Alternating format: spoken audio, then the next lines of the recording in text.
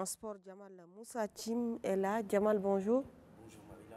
Quelles sont les actualités? Nous avons 3 ou 4 actualités. Parlons d'abord des tournois de l'INIFAC, qualificatifs pour la CAF féminine, d'où notre représentant Elec Espoir a pris part à ces tournois qui s'est déroulé à Malabo du 17 au 29. L'équipe d'Elec Espoir représentant du Tchad qualification de la Ligue des champions féminines africaines qui s'est déroulée à Malabo n'ont pas réussi à s'imposer dans ces tournois. Dès leur entrée en liste, les électriciennes ont pris 5 buts à 1 face à FC Eboloba du Cameroun. Leur second match, elles ont perdu face à l'équipe 15 de Wosto de Guinée équatoriale sur un score de 7 buts à 0. Leur troisième match contre la RDC Congo, elles ont aussi pris une défaite de 7 buts à 0. Leur dernier match contre FC Colombe du Congo-Brazza, Elec Espoir s'est incliné aussi 7 buts à 0. Le tournoi est fini le 29. Hier, les électriciennes ont regagné la capitale tchadienne, N'Djamena. Donc, ça n'a pas vraiment marché du côté des électriciennes et c'est une première fois. Et il faut aussi souligner que la capitaine Ashta Akouya, dans son poste au niveau de sa page Facebook, elle a posté, je cite, « On a beaucoup appris, on reviendra plus forte. On a tout donné dans cette compétition, même si l'objectif n'était pas atteint. Merci pour la famille jaune-noire. Et on reviendra forte. » Donc c'est pour dire que... C'est pour se réconforter. Oui, c'est pour se réconforter. Et après la défaite. Après la défaite, elles ne sont pas qualifiées et c'est une toute première. Donc c'est pour dire que les filles ont beaucoup appris. Mais c'est quoi le problème? Le problème de leur défaite? Est-ce que c'est un problème technique? Est-ce que le niveau du jeu n'équivaut pas avec l'autre équipe? Oui, mais il faut les souligner que nous n'avons pas un bon championnat. Donc, systématiquement, on ne doit pas avoir un bon niveau. Nous avons fait face à une équipe, des équipes qui ont vraiment des championnats et ils ont des compétitions en jambes. Par contre, notre représentante Elec Espoir, les filles, elles n'ont pas vraiment de compétitions en jambes. C'est vrai, elles sont en championnat ici, mais c'est quel championnat? Avec quel niveau? Donc, c'est un problème d'abord organisationnel. Et c'est beaucoup plus le mental. Parce que quand tu es déjà un athlète, il faut avoir un mental d'acier pour remonter toujours la pente. Mais si vraiment, psychologiquement, tu n'es pas fort, c'est difficile. Parce que quand tu encaisses déjà et que tu n'es pas fort, tu risques encore d'encaisser. Et c'est comme ça, elles ont encaissé au total 27 buts sur 4 matchs. Marqué un but sur 27. Donc c'est question organisationnelle. On doit apprendre, comme l'avait dit déjà la capitaine. Donc la prochaine match, les électriciens vont faire plus que ça.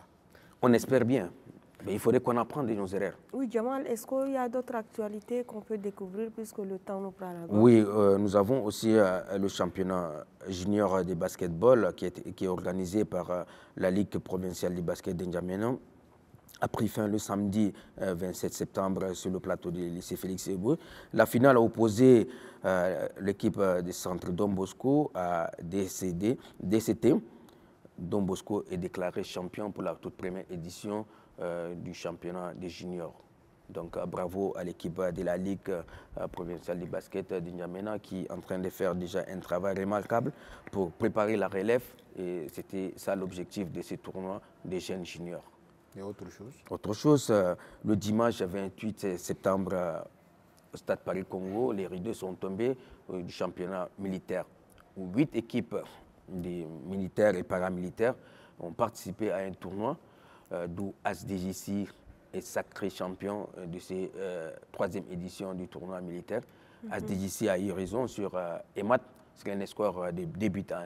Donc il faut dire que le militaire, ce n'est pas seulement sur les champs ou bien ce n'est pas seulement au bureau, mais sur le terrain, ils se défendent valablement. Et comment vous appréciez leur jeu? Est-ce qu'ils jouent collectif comme les autres ou ils sont tellement brutaux? Exactement. Mais il faut d'abord souligner qu'aujourd'hui, nous avons 4 équipes des militaires qui jouent déjà le championnat civil. Donc on a ASDJC, on a ASPECI, on a EMAT, on a ASPOLIS, etc. Donc c'est pour dire que ces joueurs, ce sont aussi des militaires. Et quand tu es déjà militaire, physiquement, tu es déjà au top. Parce qu'il faut être d'abord apte pour être un militaire. Donc c'est pour dire que les militaires peuvent faire quelque chose dans les domaines du football. Parce qu'il y a un championnat d'Afrique aussi des militaires. Entre-temps, le Tchad a participé pour une première fois à Lagos où les SAO militaires ont remporté ces championnats. Donc c'est pour dire qu'on doit aussi encore booster ces militaires à faire les sports et pourquoi pas aller représenter le Tchad. Et peut-être pour clôturer, le SAO du Tchad va accueillir le Mali le 8 septembre, ici, le 8 octobre en N'Djamena et le 12 octobre avec le FOF du Bangui, la RCA. Donc les 2 matchs, le Tchad va accueillir ici, au stade olympique Marshal Idriss Déby Itno. Donc nous aurons déjà ces privilèges d'accueillir le match ici à domicile parce que ça fait longtemps qu'on n'a pas ça. Mais maintenant, il faut d'abord sensibiliser les supporters qui viendront soutenir les 11 nationales qui doivent vraiment se comporter pour éviter l'ascension au Tchad. Et après le match nul d'ici, est-ce que vous jugez que le SAO va faire plus que ce qu'on a fait avant? Pourquoi pas? Aujourd'hui, les 2 matchs où il y a un nouveau sélectionneur, Raoul Savio, qui est arrivé, il a changé un peu la donne dans 2 matchs et il y a eu déjà une amélioration. Et on espère que les 2 matchs qu'on va acquérir déjà ici en N'Djamena, les SAO vont encore montrer une autre face qui va les permettre déjà de préparer l'échéance prochaine, la CAN 2027, qui se pointe déjà à l'horizon. Donc l'objectif même de cet entraîneur, c'est préparer déjà une stature de l'équipe nationale avec les locaux et les internationaux. Ce match, il y aura encore d'autres internationaux qui vont encore intégrer l'effectif de l'équipe nationale parce que le coach est en train de chercher voies et moyens encore renforcer son effectif afin de pouvoir avoir une équipe dynamique, solide. Et en passage, peut-être le capitaine Marius serait là aussi pour ces 2 rencontres. Et par rapport aux billets, est-ce que ça va être des billets toujours ouverts, gratuits aux téléspectateurs, surtout aux amoureux du ballon rond? Bon, je crois que dans les jours qui suivent, la Fédération tchadienne de football association va communiquer autour des billetteries. Donc, de passage, je peux dire que le billet sera payant à partir de 1 000 francs, 2 000, 5 000, 10 000, 25 000 et 50 000. Donc, il y aura des points de vente. C'est pour dire que ce n'est pas tout le monde qui va aller seulement devant le stade pour perturber. Il y aura des points de vente. Djamal, il y a un point que je voudrais aborder avec vous. Déjà, quelques jours, nous avons remarqué que ce stade a servi d'une cérémonie de remise de diplôme. Est-ce que vous pensez que cela ne va pas vraiment dégrader ce stade? Bon, Marie, là, parce qu'aujourd'hui, le stade, c'est le ministère qui le gère. Et nous avons toujours ces problèmes organisationnels.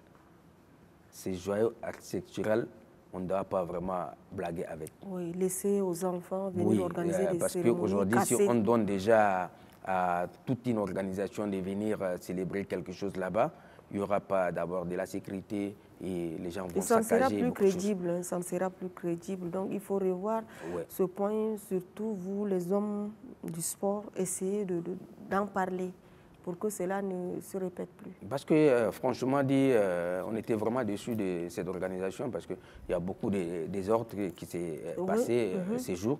Les gens, au lieu de rester même sur la pelouse, ils ont débordé jusqu'à entrer sur la pelouse. Et la pelouse, c'est interdit aux gens qui n'ont pas l'accès au stade. Donc même s'il y a des cérémonies, peut-être il y aura des salles, des cérémonies autres, mais pas accéder sur la pelouse. C'est important.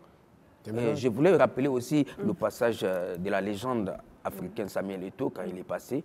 Il a apprécié déjà la qualité des standards internationaux. Il a dit qu'il faut vraiment entretenir. Il nous a critiqué.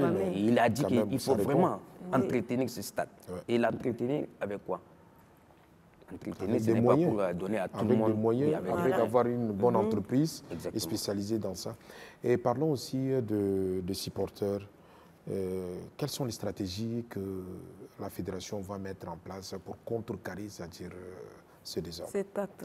Bon, moi je pense que la fédération, hier même le président de la fédération, Taïroulé, a eu une rencontre avec les hommes de la sécurité pour vraiment remédier aux erreurs passées. Parce qu'il faut savoir d'abord le stade a 4 accès. Et pendant cette saison pluvieuse, les 2 accès derrière, c'est impraticable, où tu ne peux pas piétiner la boue pour entrer au stade. C'était ça, et le match, comme c'était gratuit, les gens ont bousculé la police pour entrer. Moi, je pense que... C'est pas l'entrée nord? Oui, les 2 entrées nord, là, c'est impraticable parce qu'il y a la boue, tu ne peux pas entrer de l'autre côté. On a utilisé seulement l'unique entrée, et ça qui a causé des problèmes. Mais maintenant, je pense que la sécurité a pris déjà des mesures, des dispositions pour vraiment pallier à cette situation, pour ne pas encore tomber dans les erreurs du passé et occuper encore d'autres sanctions.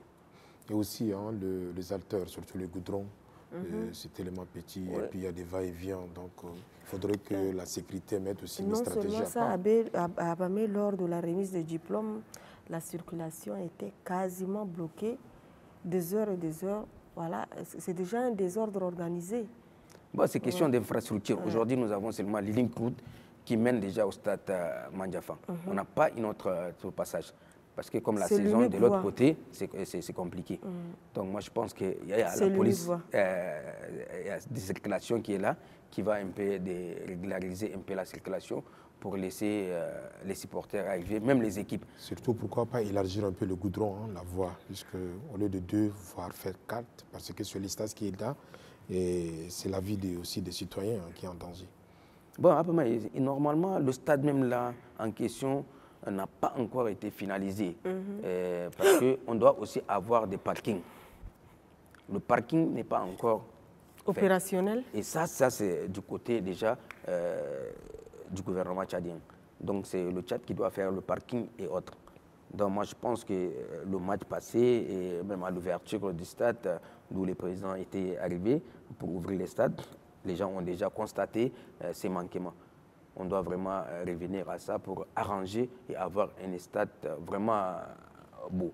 Parce que c'est des stades Mandiafa, ça peut être déjà un site touristique, pourquoi pas. Face au fleuve, on peut déjà profiter de ça pour faire venir même d'autres personnes d'étrangers pour venir visiter ce que vaut le Tchad du côté tourisme. Merci Djamal. Voilà. Donc, je pense que l'État va penser à ça. L'État va remédier à ce problème. Merci Djamal, merci.